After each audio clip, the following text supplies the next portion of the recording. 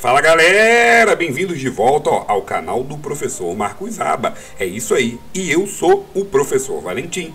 Trago para vocês hoje a resolução de questões que foram abordadas na prova de aprendizes marinheiro. É isso aí, questões de matemática. Esse concurso que estou resolvendo especificamente é o de 2020. Espero que não só gostem, como aprendam. Beleza? Dá uma passadinha lá no meu canal, se inscreve aqui no canal do Marcos Aba, dá essa moral e esse retorno pra gente, que a gente tá na luta. Agora chega de papo e vamos à aula. Muito bem, vamos aí agora com a nossa última parte da prova, né, de aprendizes marinheiros de 2020, né? Questões de matemática. Então vamos agora à questão de número 31. Ao resolver a equação 6.445 ao quadrado mais 3x igual a 6.446 ao quadrado, encontraremos para x um número inteiro tal que a soma dos seus algarismos é igual a... Bom, ele quer saber o valor de x. Claro que você pode pegar esse valor 6.445 e elevar ao quadrado. Como é que seria isso? Você pegava o 6.445 e multiplicaria por 6.445. Vai dar certo? Vai dar muito certo. Mas vai dar trabalho? Vai dar muito trabalho. Então, se você olhar para cá, ó, eu tenho, então, 6.445 ao quadrado mais 3x igual a 6.446 ao quadrado. O que me chama a atenção aqui é que esses números são muito próximos e estão elevados ao quadrado. Passa o 6.445 ao quadrado para o outro lado, diminuindo. Teria, então, 3x igual a 6.446 ao quadrado menos 6.445 ao quadrado. E como eu havia previsto, olha essa diferença aqui de quadrados. Diferença de quadrados é uma fatoração polinomial. Para quem não lembra, eu tinha a ao quadrado menos b ao quadrado, que eu poderia escrever como produto da soma pela diferença da raiz quadrada desses valores ao quadrado. E é exatamente o que eu vou usar aqui, ó. Tá vendo? Então vamos lá. 3x igual a soma de 6.446 com 6.445 multiplicada com a diferença de 6.446 com 6.445. E voilá! Olha por que a diferença tão pequena é interessante. Você vai somar 6.446 com 6.445, você vai encontrar 12.891. E vai multiplicar com 1. Por que 1? 6.446 menos 6.445 dá 1. Olha que legal. Vai multiplicar por 1. Ah, Valentim, ainda assim deu trabalho. Deu trabalho, mas não deu tanto trabalho quanto você pegar isso aqui, multiplicar por isso aqui, fazer com 6.446, depois diminuir. Assim é bem mais prático. Então, se eu multiplicar por 1, dá o próprio número. 3x igual a 12.891. Passa o 3 dividindo. Pode armar a conta de divisão, não tem problema nenhum. Olha só, 12.891 dividido por 3.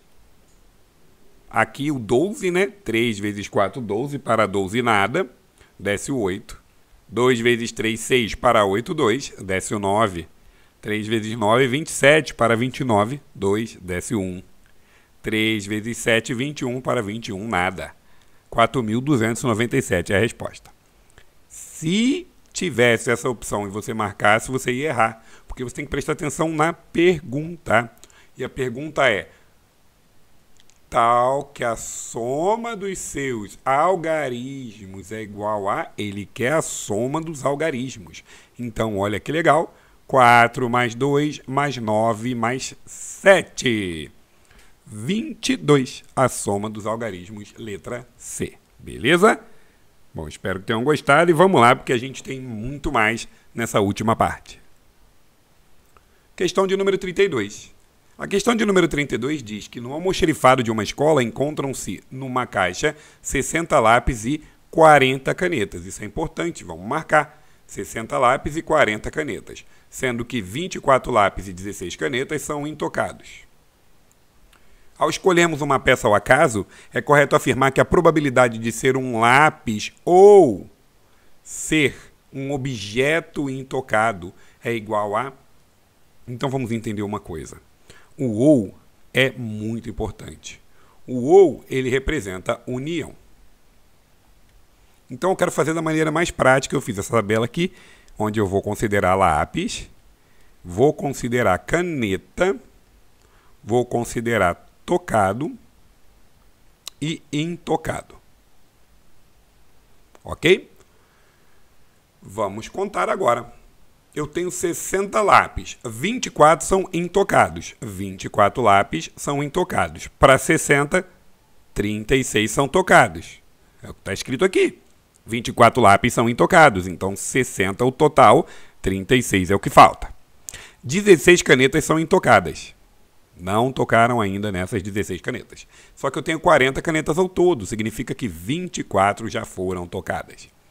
Olha como essa questão ela não é difícil. Eu quero a probabilidade de ser um lápis, então para ser lápis eu estou aqui nessa coluna. União com ser um objeto tocado. E ser um objeto tocado eu estou aqui nessa linha. Então, olha só a minha probabilidade, que legal. É 24, que está aqui, né? Que é a interseção, mais 36, mais 16. Ou seja, probabilidade de ser um lápis. 36 mais 24. Probabilidade de ser um objeto intocado. Eu não vou contar o 24 de novo. É 24 mais 16, que nesse caso é só o 16. Tudo isso sobre o total de lápis e caneta contidos. Que são o quê? Se eu tenho 60 lápis e 40 canetas, eu tenho 100 itens. Tudo isso sobre 100.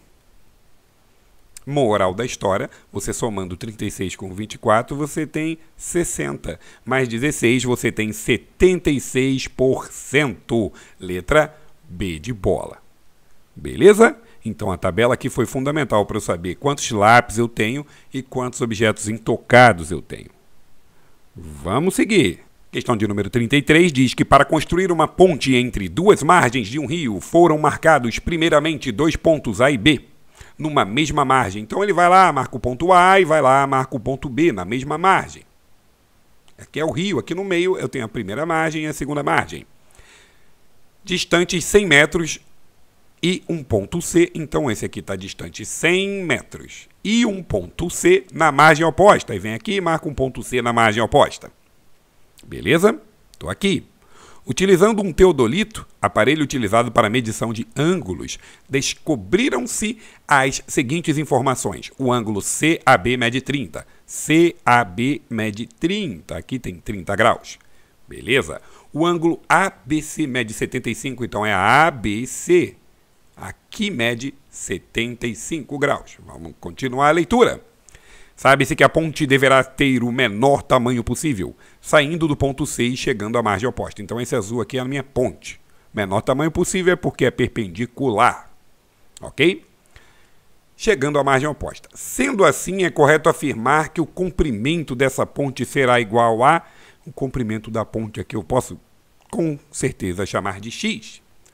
Queridos, questão de geometria, você tem que identificar os ângulos, né? O fato de ser 90 graus aqui ajuda muito a nossa vida. Por quê? Esse triângulo da direita, né? Eu vou chamar aqui de M, né? BCM, ele tem que ter 90 graus de soma. Ele tem que ter 180 graus de soma angular. Já tenho 90, já tenho 75. Falta-me 15 graus aqui. 15 mais 75, 90. Mais 90, 180 graus. Muito, muito bom. Agora, uma coisa interessante. Se aqui é 30, aqui é 90, aqui tem que ter quanto para 180? 60 graus. Descobri duas coisas maravilhosas. Primeiro e muito importante, o triângulo ABC é isósceles. Como é que eu sei disso? Aqui tem 75 graus e aqui também tem 75 graus, 60 mais 15. Ah, Valentim, o que isso me ajuda? Me ajuda que aqui tudo é 100 e aqui tudo também mede 100. Já é a resposta? Não, não é a resposta. Só que se vocês puderem olhar para esse triângulo que eu vou pintar de amarelo aqui, Aqui dentro, amarelinho, bonitinho. Esse triângulo aqui é da onde vai sair a resposta. Ele é chamado de triângulo egípcio, né? Porque ele é a metade aí de um triângulo equilátero. Vou até mostrar para vocês aqui. Metade de um triângulo do tipo equilátero. Supondo aqui sendo um triângulo equilátero, né?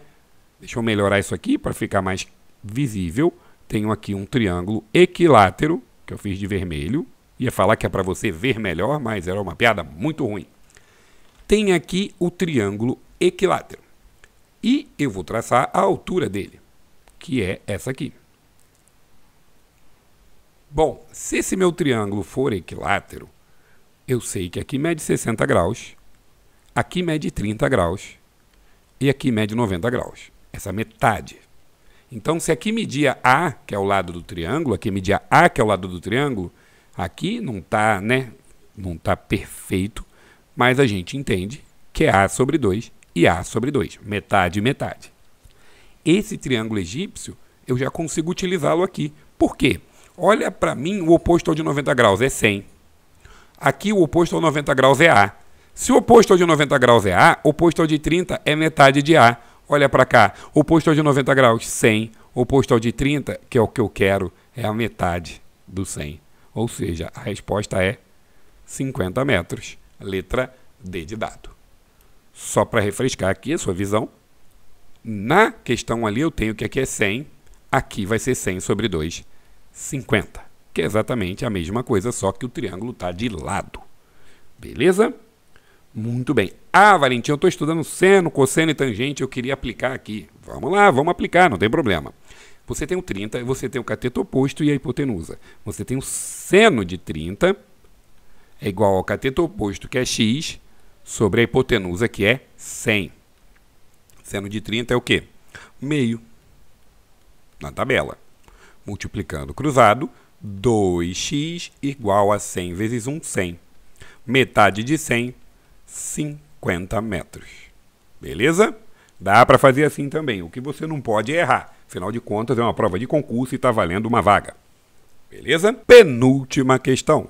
O que eu tenho aqui? Eu tenho um pentágono. E aí diz o seguinte. Na figura abaixo tem-se um pentágono regular, ABCDE, no qual devem ser traçadas as diagonais CE e BD. E um segmento AM, onde M é o ponto médio do lado do CD. Sabe-se também que a AM passa pelo ponto de interseção das diagonais traçadas. Antes de eu continuar a leitura, vamos traçar essas diagonais? Bora lá. Então, CE e BD. CE e BD. Está aqui. BD foram as duas diagonais. E aí ele fala também, né, que ele vai traçar um ponto médio M no lado CD. Vai botar um ponto médio aqui. E aí vai traçar a M, que passa pela interseção das diagonais traçadas. É dessa forma aqui. Passa exatamente pelo centro.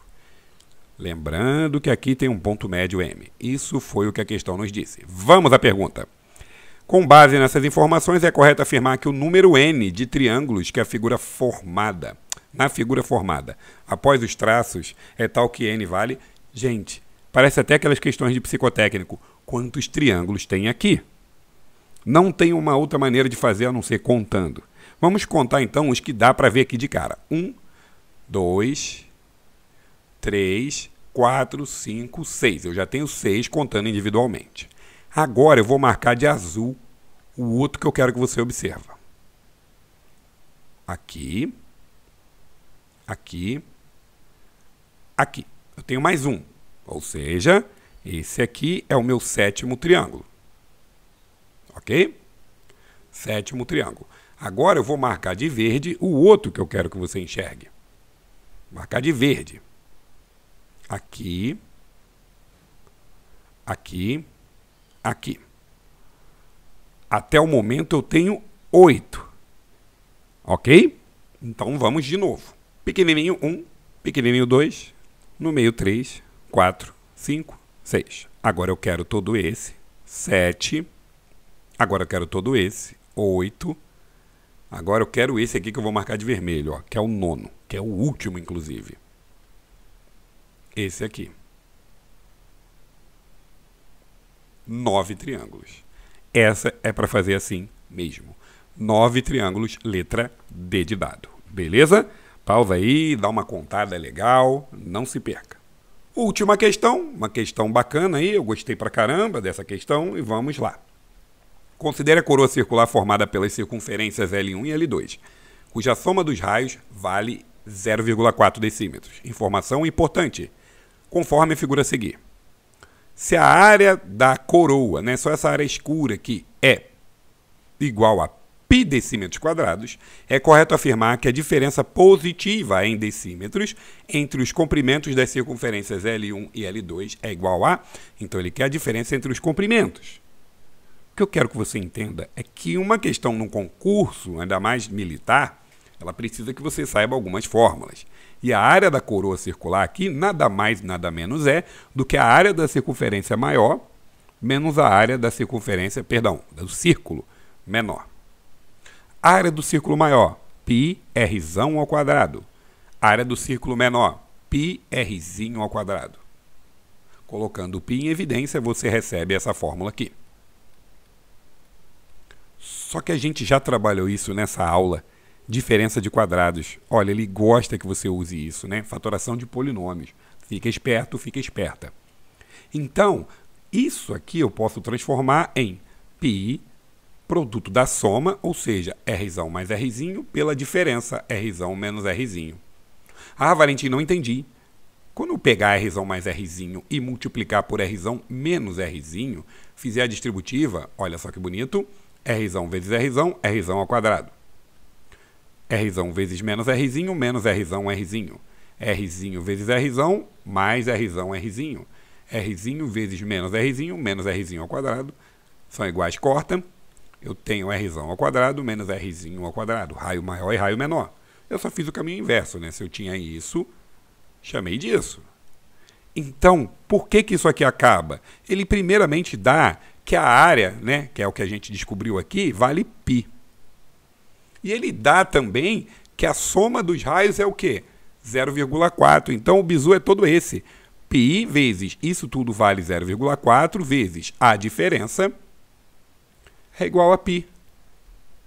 O π está multiplicando e o π está sozinho aqui. Eu posso cortar o π com π aqui sobra 1. R menos R é igual a 1 dividido para 0,4. Aí, Valentim, que dificuldade que eu tenho nisso? 1 sobre 0,4. Então, pensa o seguinte, você quer o inverso de 4 décimos. O inverso de 4 sobre 10 é o quê? 10 sobre 4. E 10 dividido para 4 é 2,5. Então, a diferença entre os raios é 2,5. Lembrando, a soma vale 0,4. A diferença vale 2,5. Lembrando que essa questão ela foi anulada no gabarito justamente por causa disso. Como é que 2 raios a soma vai dar 0,4, um número pequeno, e a diferença vai dar 2,5? Significa que um dos raios é negativo. Né? Em geometria, como é que você vai ter lado negativo? Mas vamos fazer a questão como se ela estivesse correta. Beleza? Bom, então olha só o que temos. Eu quero a diferença positiva em decímetros entre os comprimentos. Comprimento de circunferência é 2 vezes π vezes r. E como ele quer a diferença entre o maior e o menor, ele quer 2πr menos 2πr. Colocando 2π em evidência, r menos r. Tira desse e vê o que sobra. 2π e a diferença nós achamos o quê? 2,5. 2 vezes 2,5, 5 vezes π, 5π. Essa questão aqui ela não tem muita lógica, se tu parar para pensar nisso, né? Repetindo, a soma dá 0,4 e a diferença dá 2,5. A única maneira disso acontecer é se um dos raios for negativo. E aí, como é geometria, eu não tenho lado negativo. Beleza? Bom, pessoal, se você ficou até o final, eu espero que seja por um propósito, a vitória. E que esse propósito aconteça o quanto antes, beleza? Estamos na torcida por vocês. Valeu!